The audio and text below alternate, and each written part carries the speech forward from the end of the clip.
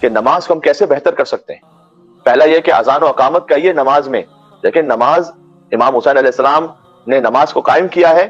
جو نماز کو سیریس نہ لے اور نماز کے بارے میں اہتمام نہ کرے، اسے واقعاً اپنے آپ کو حسینی کہنے کا حق نہیں. وہ قریب قریب ہے، محب امام حسین علیہ السلام تو ہو سکتا ہے، لیکن واقعاً حسینی کون ہے؟ آپ نماز کو سیریس لیجیے، اذان و اقامت کہیے پھر نماز پڑھیے.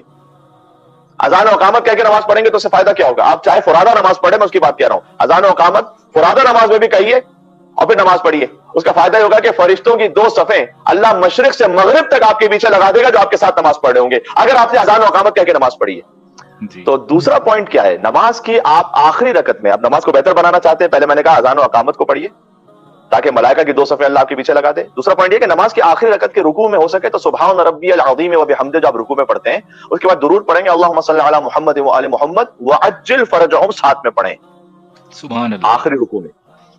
اس لیے کہ وعجل فرجہم آخری رکوع میں پڑھنا آپ کو وحشت قبر سے بچا لے گا. سبحان اللہ سبحان اللہ، کیا کہنے. تیسرا پوائنٹ کیا ہے؟ تیسرا پوائنٹ یہ کہ عقیق کی انگوٹھی پہن کر نماز پڑھیے. کیوں؟ 1 رکعت 1000 رکعت کے برابر ہو جائے گی اگر آپ نے عقیق کی انگوٹھی پہن کے نماز پڑھی ہے. اللہ اکبر سبحان اللہ. اس لیے کہ عقیق وہ پتھر ہے جس سے سب سے پہلے ولایت علی بن ابی طالب کا اعتراف کیا تھا. علی حیدر سبحان اللہ. سبحان اللہ. اللہ نے اصلاح اسے عطا کیا کہ قیامت تک کے لیے ہر نماز میں مومن کے ہاتھوں کی زینت بنا دیا. کیا کہنے. 3 پوائنٹس ہو گئے. اذان و اقامت کہیے نماز پڑھیے، آخری رکوع میں واجل فرجہم کہیے. اذان و اقامت میں بھی اگر آپ اہتمام کر سکیں کہ اپنے گھر میں کچھ باواز بلند اذان دیں، بے پناہ برکتیں اور رحمتیں ہیں اس کی.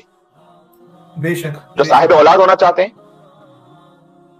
کم از کم ہسبینڈ گھر میں باواز بلند اذان دیں، اس نیت کے ساتھ کہ اللہ سبحانہ و تعالیٰ اولاد عطا فرمائے. وسعت رزق آپ چاہتے ہیں، کسی جاب کی تلاش میں ہیں، کسی اور پوزیشن تک پہنچنا چاہتے ہیں، آپ گھر میں باواز بلند اذان دینا شروع کیجئے. دیکھیے اللہ سبحانہ و تعالیٰ خدا کی توحید کے نام پر، مصطفیٰ کی رسالت کے نام پر، مولا علی کی ولایت کے نام پر آپ کے کاموں کو کیسے حل فرماتا ہے.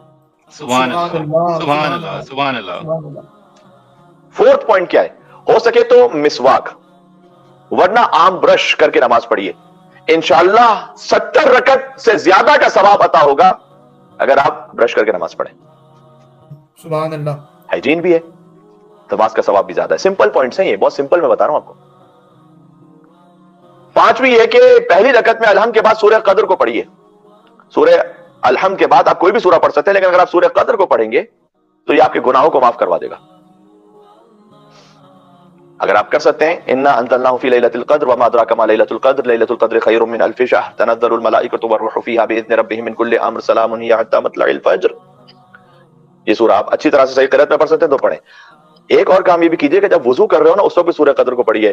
کربلا معلیٰ میں ہم حرم سے باہر نکلے، 40 جو آخری سال تھا ہمارا 40 پر 2019 میں مشرف جب ہوا تھا، اس کے بعد 2 سال سے تو پینڈیمک کی وجہ سے حاضری نہیں ہو پائی، اور اس بار تو واقعی دل بہت زیادہ تڑپتا رہا. اللہ تعالیٰ سے دعا ہے کہ جلد سے جلد مولا اپنے حرم میں بلائیں انشاءاللہ.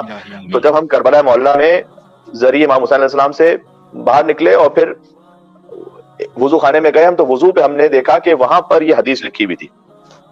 امام حسین علیہ السلام کے حرم کے باہر جو وضو خانہ ہے اس میں حدیث لکھی ہوئی تھی، اور وہ حدیث لکھی ہوئی تھی کہ جو وضو کرے اور سورہ انا انزلناہ کو دوران وضو پڑھے، ابھی اس کا وضو ختم ہوگا کہ اللہ اسے ایسا شمار کرے گا کہ جیسے شکم مادر سے وہ بچہ جو ابھی ابھی متولد ہوا ہو، جس کے نامہ اعمال میں کوئی گناہ ہی موجود نہ ہو.